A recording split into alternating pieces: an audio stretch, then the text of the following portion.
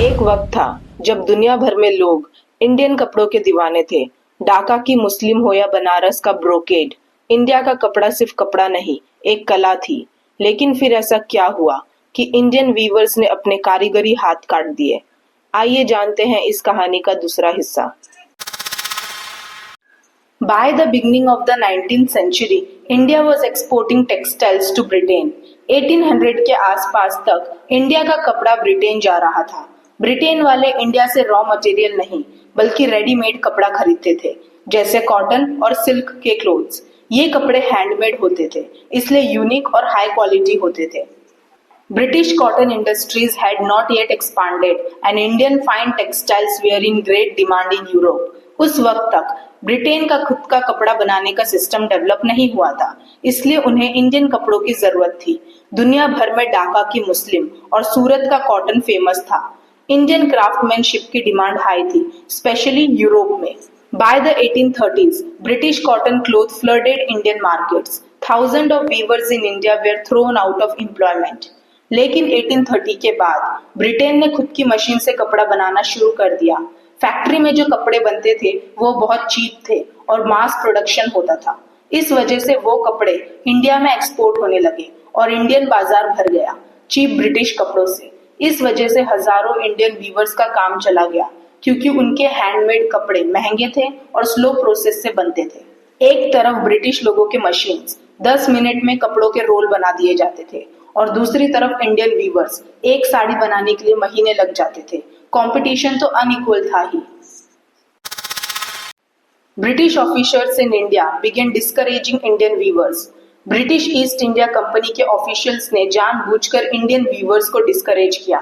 उन्होंने local industries को support करने के बजाय ब्रिटिश कपड़ों को प्रमोट किया। In many places in India, weavers were forbidden from trading independently.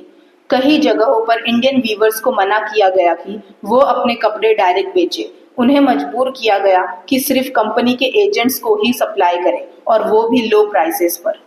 They were forced to sell only to the company agents at price fixed by the company. Company के agent उन्हें fix rate देते थे और ये rate इतने कम होते थे कि वीवर्स का गुजारा मुश्किल हो जाता।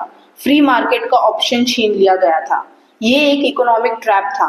कपड़ा भी बनाओ लेकिन अपनी मर्जी से बेच भी नहीं सकते। By the 1850s, Britain had become a major industrial power.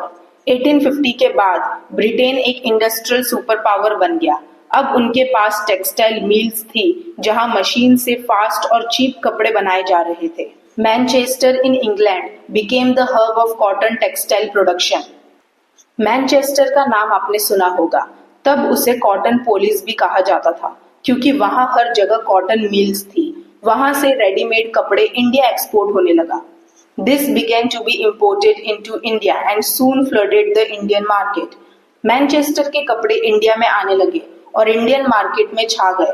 British सरकार ने इंडियन कपड़ों पर हैवी टैक्सेस लगा दिए, लेकिन ब्रिटिश कपड़ों को ड्यूटी फ्री एंट्री मिली, तो ब्रिटिश कपड़े चीप पड़ते थे और डिमांड भी बढ़ गई।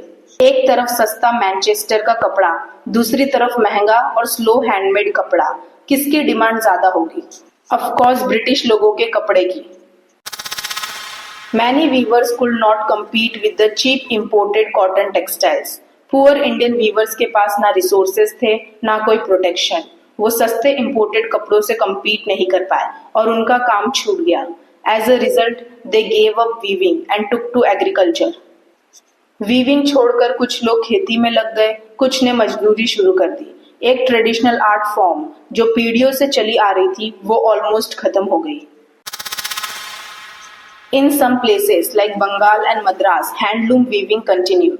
लेकिन कुछ जगहों पर जैसे बंगाल, मद्रास और बनारस में हैंडलूम चलती रही। मैनी हाई क्वालिटी और स्पेशल क्लोथ के लिए ये कपड़े एलीट लोगों के लिए होते थे और इनकी डिमांड बनी रही।